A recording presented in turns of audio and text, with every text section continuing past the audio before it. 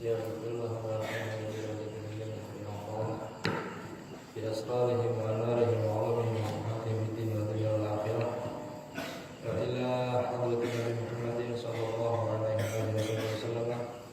الفاتحة. بسم الله الرحمن الرحيم. الحمد لله رب العالمين الرحمن الرحيم مالك يوم الدين إياك نعبد وإياك نستعين اهدنا الصراط المستقيم صراط الذين أنعمت عليهم غير المغضوب عليهم ولا الضالين.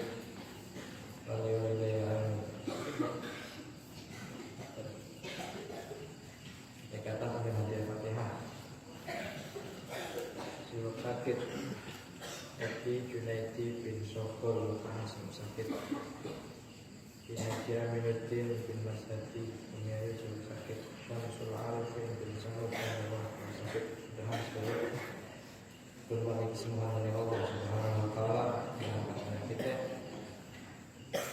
di kamal syaraf yang kata Rasulullah sallallahu alaihi wasallam. Bismillahirrahmanirrahim. Alhamdulillahirabbil alamin. Arrahmanir rahim maliki yaumiddin. Iyyaka na'budu wa iyyaka nasta'in ihdinas siratal mustaqim. Shiratal ladzina Inna dunya Ahmad Fauzi bin Sumitra Malam itu Rasulullah Rasulullah Jalan Jalan Jalan Qabrul Allah Menjadikan Menjadikan Allah Qabrul Allah Ala hadiniya wa ala kulli sallallahu alaihi wasallam. Al-Fatihah. A'udzu billahi minasyaitonir rajim. Bismillahirrahmanirrahim. Alhamdulillahi rabbil alamin. Ar-Rahmanir Rahim. Maliki yaumiddin. Iyyaka na'budu wa iyyaka nasta'in ihdinas siratal mustaqim. Shiratal ladzina an'amta 'alaihim ghairil maghdubi 'alaihim waladdallin. Amin.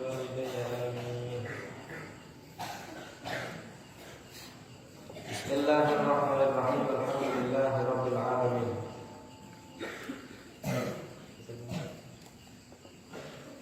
Wassalatu wassalamu ala sayyidil mursalin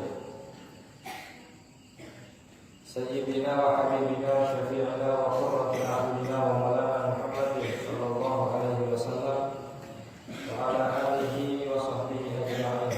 Rabbi shrah li sadri wa yassir li amri wahlul 'uqdatam min lisani yafqahu qawli. Amma ba'd. Qala al-mu'allif rahimahullahu ta'ala wa nafa'ana bihi wa bi 'ulumihi fid dharain amin. Bismillahirrahmanirrahim. Wa man mata fi qitalil kuffari bisababihi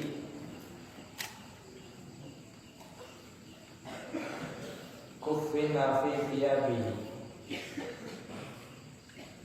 fa illam takfihi zida 'alaiha wa dufina wa la yughassalu wa la yusalla 'alaihi. Wa man utawi sapane wong iku mata lamun mati sapa man fi qitalil kufari ing dalem merangi pira-pira wong kafir atau merangi wong kafir siji. Allah mati bisa berbihi kelawan sebab kita kufina moko dikafani sokongan fi thiyabihi ing dalam pakaiannya. Fa illam takfi moko lamun ora nyukupi apa fiya hu ing man fa illam takfihi zida moko ditambahi apa alaiha afiya ing atase fiya wa dufina lan dikubur sapa man wala yusalu atau yughassalu wala yusalu lan ora diadusi sapa man wala yusalla lan ora disolati sapa alaihi simman. Jadi ini bagian keempat daripada pembagian mayit atau tajhiz al-mayit.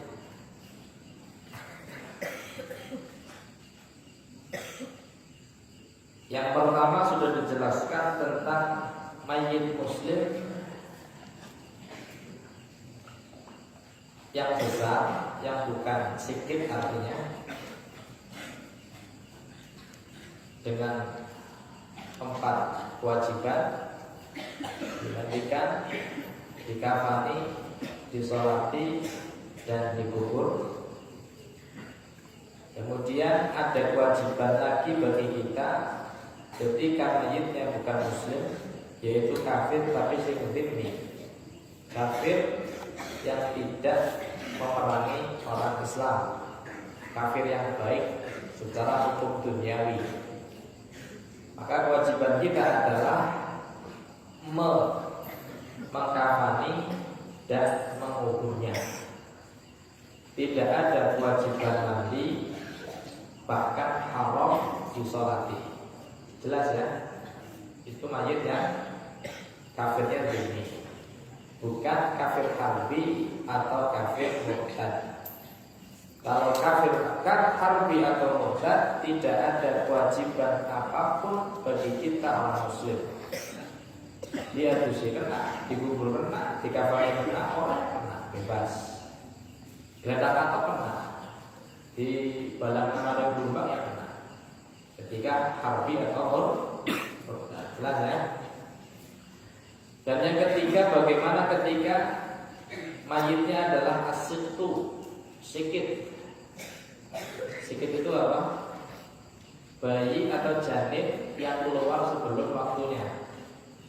Janin yang keluar sebelum waktunya. Sudah saya jelaskan kemarin.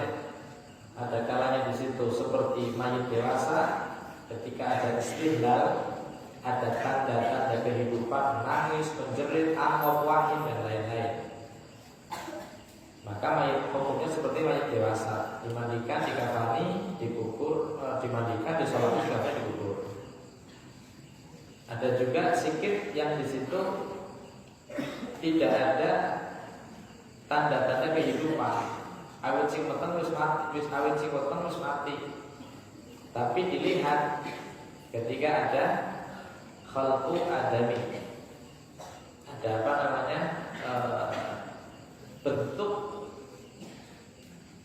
rupa manusia, bisa anak-anaknya, bisa nasi gile ya, bisa irungnya, itu namanya bentuk adami.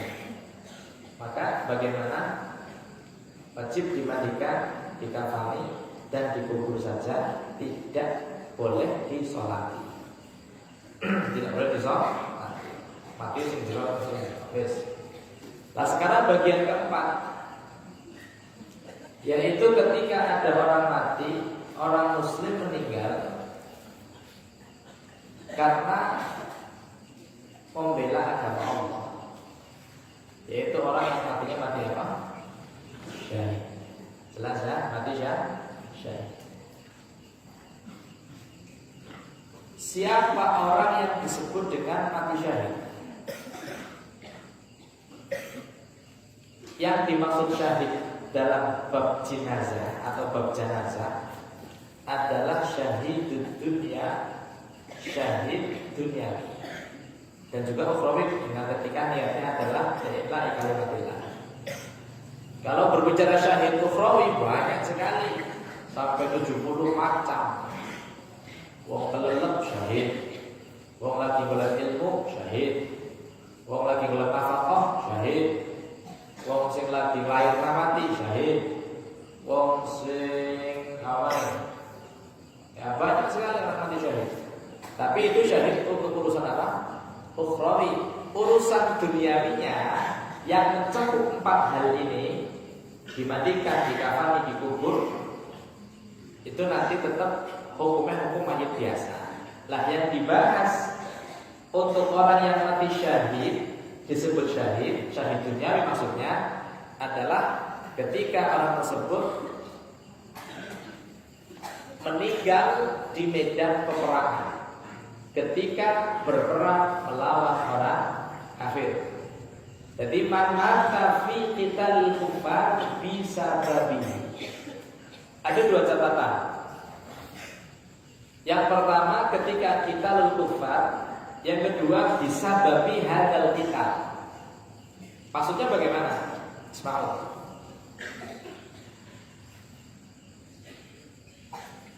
Kalau berperang bukan dengan orang kafir, contoh memerangi buhot, memerangi orang yang melawan imam, perang boleh diperangi, sama-sama muslim, maka meninggalnya bukan dikatakan syahid. Jelas ya? Hukumnya hukum mayit biasa. Karena apa?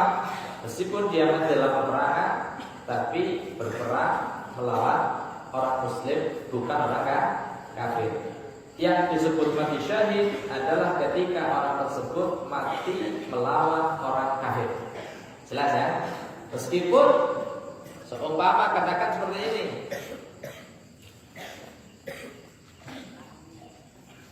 dia sedang membela diri, sial ataupun torik, tapi toriknya adalah kafir harbi, dibegal dalam, tapi kok kafir harbi, maka ketika gelut mati syahid.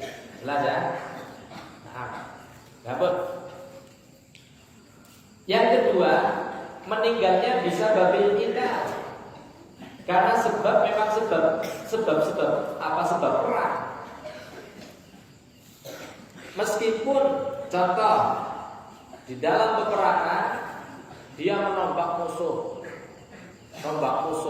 atau apanya bermusuh sama pedang, jebule saking pedang abot musuhnya minggat ya, apa sih? Menghindar, kemudian lepas dari dewek, membunuh dirinya sendiri dengan pedangnya, tetap dihukumi syahid. Meskipun dia membunuh dirinya sendiri. Kenapa? Karena dia mati sebab berperang. Jelas ya? Atau ketika jatuh dari kudanya, lagi perang tiba sing apa sing jarane, tetap dikatakan syahid. Atau seumpama dibunuh dari kancane dewek, salah sasaran, ngertine musuh ternyata baru ditusuk kancane dewek, tetap dia matinya apa? Syahid. Kenapa? Karena dia mati ketika berperang melawan orang kafir dan matinya bisa babil kita, meskipun bukan dibunuh oleh orang kafir. Jelas ya? Catatan, bukan meskipun tidak dibunuh oleh orang kafir, tapi kalau matinya sebab peperangan tetap dikatakan apa? Syahid. Jelas? Ya. Meskipun tidak berdarah, tidak keluar darah. Ya. Nah. Kalau seumpama gini, matinya bukan karena sebab-sebab. Kalau ini kan anaknya ditusuk dari kancane kan kalau lagi perang, atau anaknya sahem atau jemparing yang balik itu kan juga sudah berperang. Kalau seumpama si umah wis pria, barang saya perangan turun sempat perang seletak mati, tidak dikatakan apa? Syahid. Dan dikatakan syahid. Atau orang berperang, dia terluka parah, tapi masih ada hayat mustaqirah, bukan hayatul malbuh. Hayat mustaqirah itu dia masih bisa menggerakkan tangannya, masih ada hayat ikhtiariyah, ada hayat mustaqirah. Kalau ternyata meninggalnya setelah perang selesai, bukan dikatakan syahid. Jelas, meskipun cidranya, lukanya didapatkan di dalam peperangan, tapi meninggalnya di rumah, tidak syahid. Tetap hukum mayit biasa. Jelas ya? Kecuali di dalam peperangan ditebas oleh orang kafir, kemudian hayatnya hayat harakatil madhkur. Harakat yang gaul ikhtiyariyah. Ya kayak kalau bikin apa namanya sapi bersebelah. Nah, sapi sebelah apa ya? Wis ditugel wis hukum karo marinya sudah terputus, tapi si bapak ora. Si bapak sih apa mesti gosor-gosor. Itu namanya harakatul madhkur. Bukan harakat ikhtiyariyah, bukan harakat hayat, bukan tidak ada hayat mustaqirah di situ. Kalau ternyata harakatnya harakatul madhkur sampai rumah tetap harakatul madhkur, maka meninggalnya dikatakan syahid. Jelas? Jadi agar bekas luka dalam peperangan sampai ke rumah sampai selesai perang, harakatnya madhkur, hayat madhkur, hayat harakatul madhkur, maka dia disebut syahid. Tapi kalau dalam peperangan terluka, kemudian sampai rumah masih bisa ngomong, masih bisa apa, mati, bukan syahid. Jelas ya? Nah, jadi itu dhabit atau seseorang bisa dikatakan apa? Dikatakan sebagai orang yang syahid. Namun kalau sudah tahu tentang siapa orang yang mati syahid, terus terkait hukumnya bagaimana? Hukum orang yang mati syahid hanya diwajibkan baginya untuk kita semua orang yang masih hidup dua hal saja, yaitu apa? Takfir wa dafn. Takfir itu apa? Takfir itu mengkafani. Wajib dikafani tetap. Dengan apa kafaninya? Di sini al-aula bi thawbihi al-mulattaf bid-dam. Pakaian yang dia kenakan ketika perang yang berlumuran darah, wis. Kalau tidak mencukupi, ya wis dikubur apa pakaian gue. Idza yakfihi. Kalau tidak mencukupi, zida alaiha, ditambahi. Apa namanya? Separuh tok pakaiannya, seumpama. Ya wis tambahi sarung atau tambahi kain apa wis menutupi supaya menyempurnakan. Ya menyempurnakan apa? Pakaian kafannya. Jelas ya? Jadi orang yang mati syahid dalam peperangan langsung dikafani meskipun dia masih berdarah, ya darah segar masih keluar, tinggal bungkus kafani langsung dikubur, langsung berapa? Dikubur. Haram disolati dan haram dimandikan. Dua hal haram. Enggak boleh dimandikan, haram hukumnya. Justru sampai kan justru dosa sampai. Kemudian menyolati juga haram. Enggak boleh disolati, haram hukumnya haram. Sampai kata ibadah itu lagi dosa. Kenapa? Nyolati mati syahid, haram nyolati enggak boleh disolati. Jelas ya? Nah. Jadi orang mati syahid mendapatkan kemuliaan yang luar biasa. Kenapa nggak boleh disolati, nggak boleh dimatikan? Supaya menjadi bukti bahwa orang yang mati syahid mendapatkan manzilah, mendapatkan tempat yang tinggi indah Allah. Orang perlu disolati, orang tidak. Terus suaranya kantor lempeng. Makanya dikatakan syahid. Kenapa dikatakan syahid? Karena dia rohnya sudah menyaksikan pintu surga. Syahid. Jadi roh syahid. Ya orang mati urus surganya di masjid. Ya, karena kok ya. Nah, jadi sepatut lama-lama lebih dari ngawe-ngawe ngono lho, Pak. Ya wis ngawe-ngawe ngene Mas, sebenarnya Mas sampeyan ada bidadari lho, dudu gadis dunia lho ya, bidadari iki ngawe-ngawe. Wis diteni. Dikatakan syahid. Jelas ya? Ampun. Cara apa ya? Kan hukum kan terkait dengan ilah ya. Al-hukmu yadur ma'al ilah. Wujudan wa adaman. Nek delok ilahe biasa ilahe kenapa harus disolati? Karena dia sudah dapat ampunan Allah. Itu pasti dapat ampunan Gusti Allah. Orang yang sudah dapat ampunan Allah ngapain didoakan? Itu adalah pertama. Tapi ada alasan kenapa harus disolati? Karena mereka masih hidup.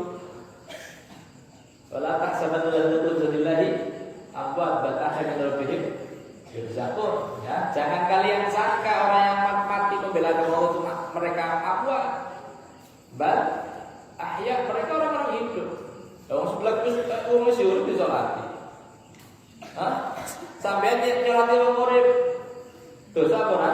Lagi dulu sholat Allahu Akbar, lagi apa sholat tinggi ya. Oh lagi ya si urip disolati. Orang mati syahid masih hidup mereka fil hakikat. Ya ora sih? Bukan dari Allah Taala dalam tak sabar, jangan kalian sangka yang mati dalam membela agama Allah sudah mati. Mereka ahya. Mereka hidup. Indallah ya. Ya balahannya dalam wajib ya rusak. Rezeki Allah Taala. Itu orang tua urip, orang urip disolati. Ya wis selesai disolati masih urip. Itu termasuk di antara alasan kenapa orang meninggal, orang mati syahid haram disolati. Jelas ya? Nah, jadi haram diadusi, haram disolati, hanya dikafani dengan pakaiannya. Kalau memang mencukupi, kalau tidak ditambahi apa-apa, tambahi go, menyempurnakan apa-apa. Kemudian dikubur langsung. Haram dimandikan meskipun dia dalam keadaan haid sebagai wong wadon. Wong wadon lagi haid milu perang. Perempuan haid ikut berperang bela agama Allah, meninggal tanpa dimandikan, langsung dikafani, dikubur langsung. Meskipun dia haid. Jelas ya? Nah, atau orang yang matinya sedang dalam keadaan junub. Ini ada kisah yang ma'rufah, cerita yang sangat terkenal mengenai satu sahabat yang bernama sahabat Hanzalah bin Abi Amr. Hanzalah bin Abi Amr bin Abi Amr wakilah bin Abi Amir. Walhasil sahabat Hanzalah namanya. Sahabat Hanzalah baru saja menikah dengan seorang perempuan bernama Jamilah. Jamilah binti Abdullah bin Ubay bin Salul. Jadi bapaknya tokoh munafik. Malam pertama, besok paginya adalah perang Uhud. Malam zafafnya, malam pertamanya dia sudah dapat rasul dari Rasulullah untuk tidak ikut berperang. Makanya oleh Rasul sing Nabi, "Kalau oleh perang apa kowe sesuk?" Tanggone kowe bojone kok. Subuh, ba'da subuh. Cara bahasanya sedadi ki tantu. Apa ngaten aja kan ya? Melekbet maksudnya. Melekbet iki paham itu dah. Melekbet oh. Pengantenannya beda penganten lawas. Akhirnya bersuku tantu. Pada kampung Cima, tantu paham maksudnya ya. Sing cilik ora paham apa wis. Penganten tantu itu sebenarnya makan ya. Tantuke nambah ade pangan nasi goreng waduk nambah gitu tantu. Setelah subuh Cima dengan istrinya, tapi semangat jihadnya dia mendorong dia untuk tetap berangkat ke medan perang. Orang bisanya yang enak-enakan negara lalu bojo, membiarkan Rasulullah perang, membiarkan Rasulullah berjuang dengan sahabat-sahabat yang lain orang bisa. Enak-enakan teman yang kasur turu karo bojone, ternyata sahabat yang pada gelut pada perang orang. Jiwanya berkorban untuk ikut berperang, untuk jihad. Akhirnya makat ya. Abdullah makat dalam keadaan durung adu senane. Esin keadaan apa? Bahwa junubun. Akhirnya makat perang. Lah, istrinya Jamilah ini melihat ke arah langit, kayak anak bojone Pak Jalil membalik langit, gitu. Masuk ke langit tertutup kemudian. Anak Isyarat kayaknya bojone Pak mati. Para balikan. Akhirnya menang. Angkat perang. Ternyata Hanzalah termasuk bagian daripada qatla Uhud atau syuhada Uhud. Orang yang meninggal secara syahid di medan perang apa? Uhud. Tiba-tiba Rasul melihat sekelompok malaikat turun. Apa pakai malaikat? Gauni ember malaikat. Berangkat malaikat. Berampung, selesai malaikat munggah maneh. Nabi berlari. Anak sing terus apa ora sampai di antara wong sing apa sing mati. Itu kalau dia apa? Ada satu jenazah, padahal kubur itu tidak ada mata air sama sekali, dalam keadaan kering panas. Tapi kok ada satu jenazah terus kelebus pinggir, kayak terus disirami banyu apa?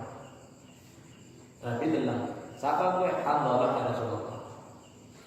Ada tak nanti Nabi bisa Handalah ya kita paling keluarganya. Handalah ini berbeda kayak. Aku tanya Rasulullah, itu memang Handalah. Jalur kula pakak perang dari Atus Junub. Belum mandi Junub. Apa kata Rasulullah? Ghassalatul malaika. Handalah telah dimandikan oleh malaika sebagai karamatan lahu, sebagai sebuah kemuliaan dari Allah Subhanahu wa taala untuk seorang sahabat Handalah. Nabi tidak memandikan juga. Padahal kalaupun tidak dimandikan oleh malaikat, tetap tidak dimandikan meskipun dia junub. Makanya dari golongan sahabat Ansor dari suku Ausi atau Khazraji, mereka punya kebanggaan. Apa yang dikata mereka? Fina ghasilul malaikat.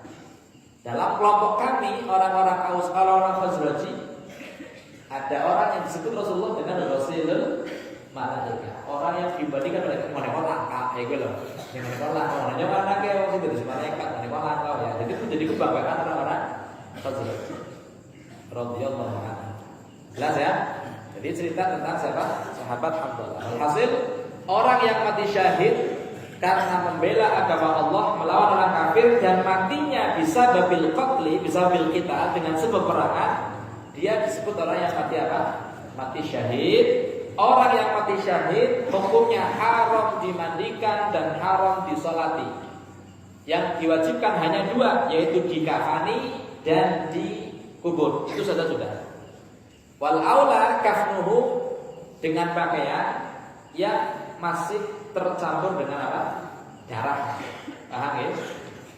Kecuali ada najis selain darah, maka wajib dihilangkan dulu. Supaya ternyata sirahnya tembelake, supaya tembelake, maka dibuang dingin tembelake. Dihilangkan najis dingin. Untuk darahnya makruh sudah. Artinya wis darahnya akan menyaksikan di hadapan Allah bahwa dia orang yang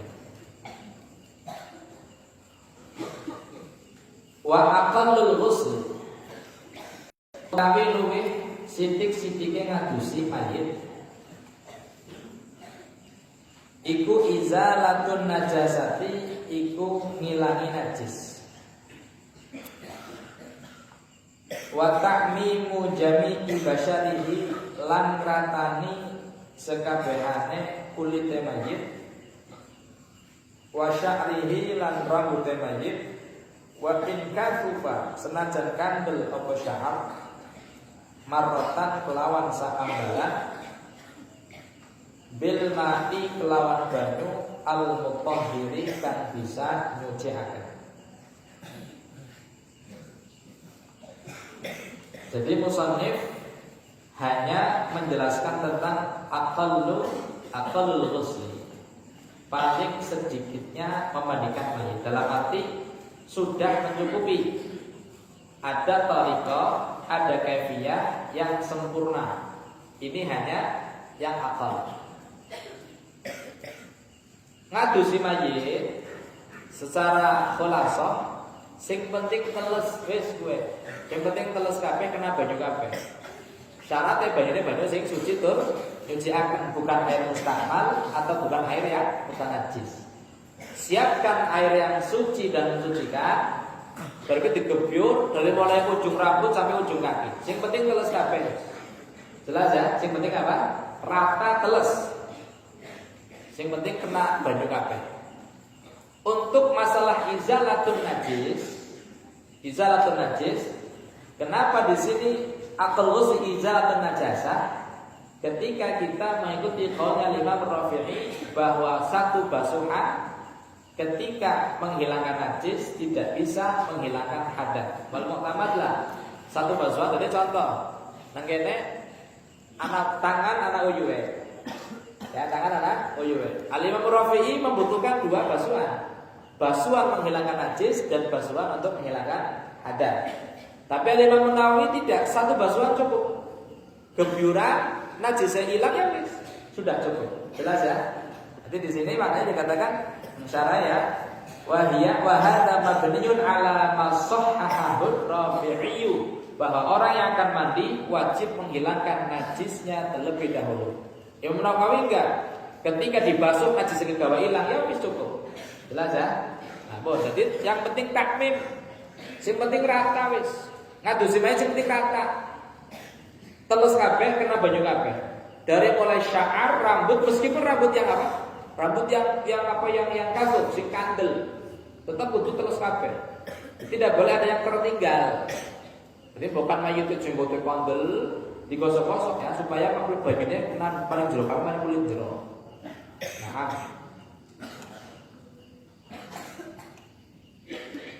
jadi sebenarnya apa? Rata.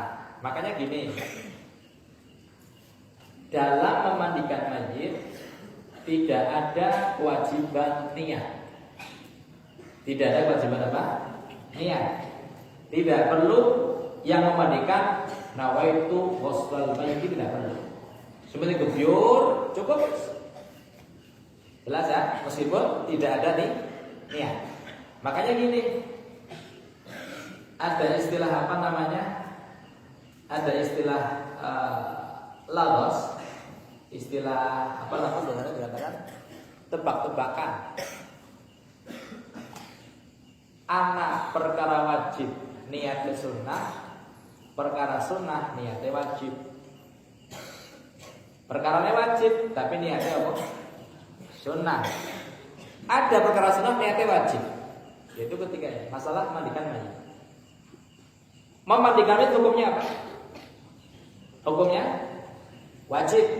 Hukumnya apa? Wajib. Niatnya sunnah. Ngadusinya wajib, niatnya apa? Jadi anak perkara wajib, niatnya sunnah. Orang niat pun adusnya sah. Tidak diniatkan memandikan mayit pun, si penting teles kabeh suci, wis cukup sah adusnya. Tidak perlu apa? Niat. Cuman sunnah diniati. Anggap diniati lebih afdal. Orang diniati orang masalah. Jelas apa betul? Nah, perkara sunnah niatnya wajib, yaitu mewudukan mayit. Mayit orang wajib wudu, sing wajib adus, orang perlu wudu. Jelas? Tapi sunnah bagi yang mandikan untuk mewudukan mayit. Sunnah mawon. Orang diwudu orang apa? Tapi ketika akan diwudukan wajib niat wudu. Jelas? Wajib niat apa? Wudu. Niat ingsun ngilangkan hadatse mayit. Niat wudu ngilangkan hadatse mayit. Sing ngadusi wajib niat ketika wudu ni mayit. Jelas ora? Jadi ana perkara sunnah tapi niatnya apa? Wajib. Perkara wajib niatnya sunnah. Jelas ya? Jadi kok tebak-tebakan, tapi tebak-tebakan tapi ilmiah. Apa lain perkara wajib niatnya sunnah, sunnah niatnya wajib. Oh, sing wajib niatnya sunnah ngadusi niatnya sunnah. Yang sunnah wajib wudu nih, wudu sunnah tapi niat wudu wajib agar mandi wudu.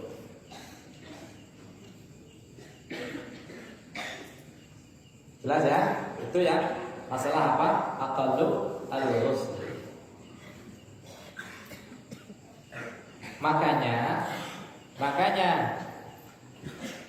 tidak ada kewajiban niat memandikan mayit kalau seumpama yang memandikan orang kafir pun sah.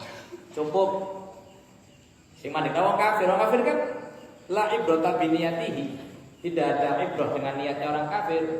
Tapi ketika orang kafir gebyur sampai mayitnya keteles kabeh rata banyune sah. Meskipun sing ngadosi wong kafir, tidak perlu adanya niat. Karena yang dimaksud al-maksud min ghuslil mayyit adalah an-nadhafah, membersihkan atau mensucikannya. Makanya tidak perlu niat. Nah, itu sebabnya apa nih sebabnya? Sing akal, sebabnya sing akmal ya Jawa ya. Di antaranya ya catat carane disiapkan lauk yang tinggi, papan yang tinggi, papannya ganggang supaya air yang jatuh tidak menyebar lagi ke mayit. Ya. Kemudian dipakaikan diberi pakaian yang tipis menghadap ke kiblat ketika mandikan mayit. Jadi sikile maring arah kiblat. Sing ngadusi tangan kiwane disiapkan nganggo khirqah, diglebet nganggo kaelah apa istilah sapu tangan atau zaman saiki apakah apa namanya kaos tangan ya, kaos tangan. Naam. Digebur apa sing sirahe sing tangan kiwane nggo gosok-gosok. Lah, yang memandikan cukup satu orang. Dengan yang lain hanya membantu saja. Jadi ngadusi mayit ki wong sing ngadusi niku mayit dipangku, Pak. Mayit itu dipangku. Jadi sikile wong sing ngadusi mandan diangkat supaya mayit itu ora gleleng. Mandan miring. Lah nanti dalam tangannya si wong sing ngadusi tengen nyekeli didoke supaya sirahe mboten mayit ora tiba-tiba sekeli ya.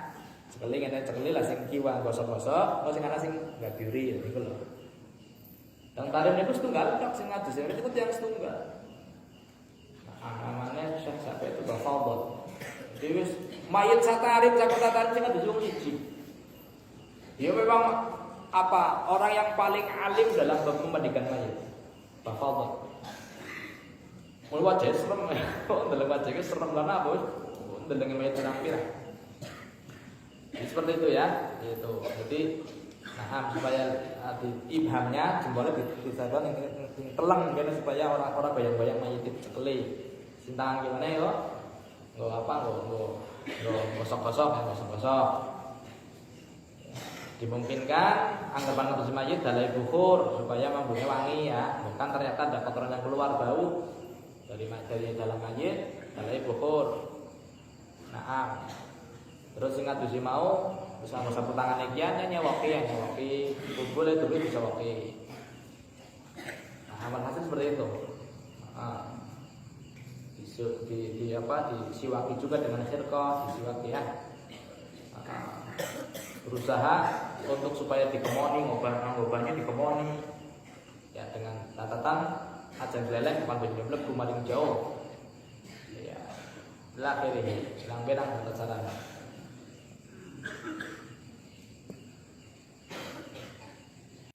Kalau niku ngadusi mayit setunggal tok, ping sepisan.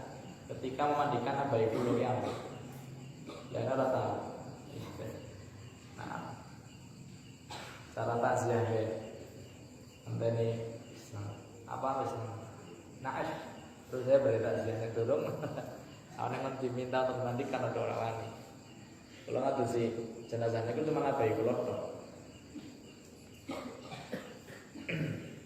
Oke jelas ya, itu masalah apa? Ngadusi mayit. Nah, bagi orang yang memandikan mayit, kalau seumpama melihat sesuatu yang terlihat baik, khair, ceritakan.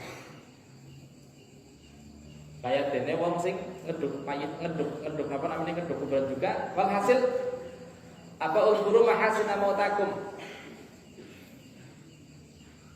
Lagi ngadusi kok urung disabune awake wangi. Ceritakan. Ki barang guyu terus, berarti kata tersenyum raine padang. Ceritakan. Ketika yang baik-baik ceritakan. Atus wau awan iki. Wau siang niku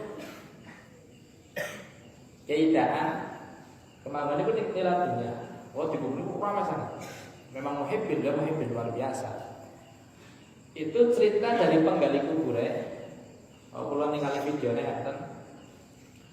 Nembe tahu ngeduk kuburan itu sepanjang ngeduk niku mambune wangi terus. Mambune wangi. Sampai dheweke pun mambune wangi nemen.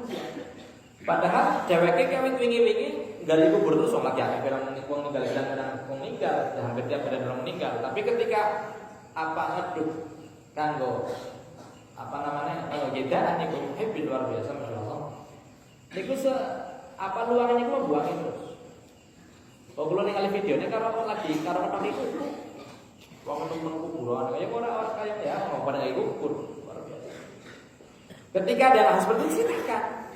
Untuk apa sih? Untuk menjadi ibrah, untuk menjadi pelajaran. Kenapa kok jedaan saya mendapatkan manzilah yang seperti itu kuburan itu cuma wangi dalam amal kedaan supaya menjadi apa? Menjadi apa? Untuk diitiba oleh kita semua. Oh ternyata beliau luar biasa, cinta paling habaib, menjadi luar biasa. Jadi ya, seperti itu. Uripe mau sholawat, mau sedekah, rumah terbuka untuk tamu 24 jam. Tamu kalau berzakat fadhol. Diladeni dengan kita luar biasa. Jadi dalam ayat itu, ketika ada yang baik ceritakan. Jelas ya? Jadi bagi orang yang terlebih orang yang sedang mandikan mayit ketika roh apa sih kami ceritakan. Ampun wangi lah apa ceritakan supaya menjadi ibrah. Kenapa dia dapat seperti itu sih? Oh karena amalnya kayak dia senang sholat di masjid, senang jamaah dan lain-lain, senang sedekah dan lain-lain.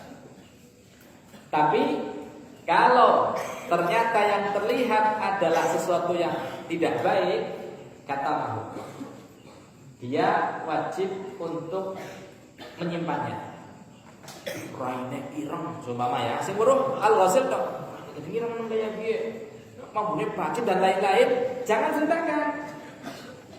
Jangan diceritakan pada orang lain kecuali boleh menceritakan aib mayit ketika mayit tersebut dia mutajahir bifiski, nentang maring syariat.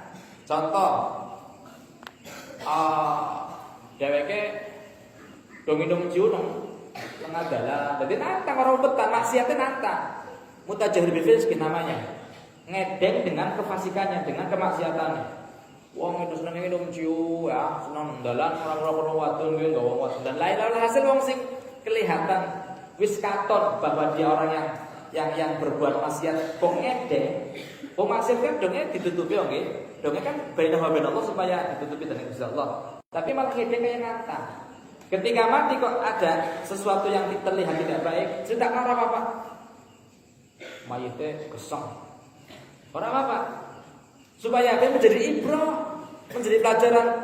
Jadi ada wani-wani ngedek dalam maksiat kok kayak mayite geseng, ya. Ila khirihato kuburane ana benine. Orang apa ceritakan? Supaya menjadi pelajaran yang masih hidup ben aja kayak gue. Paham nggih? Tapi kalau dia tidak terkenal dengan kefasikannya, kumpetna. Katone seumpama katakanlah anak mayit dalam kehidupan sehari-harinya dia baik. Sedekah lancar, sembahyang masjid iya, tapi kok geseng, jangan ceritakan. Aja ngomong mayitnya geseng aja. Jelas ya? Boleh ketika mayitnya orang yang mutajahir bil fisik boleh.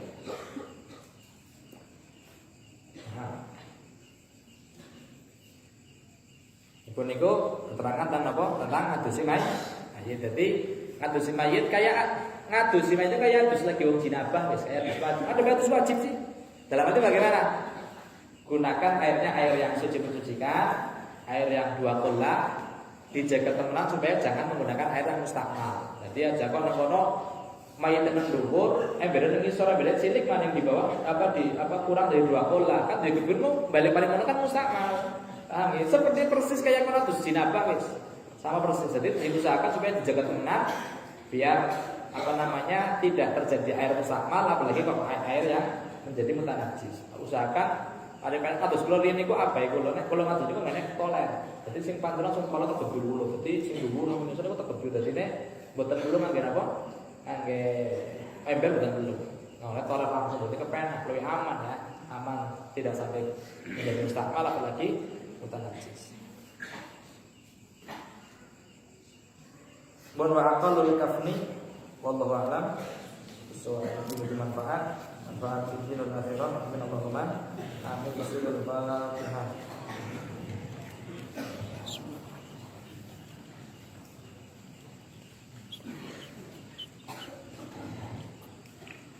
Assalamualaikum warahmatullahi wabarakatuh.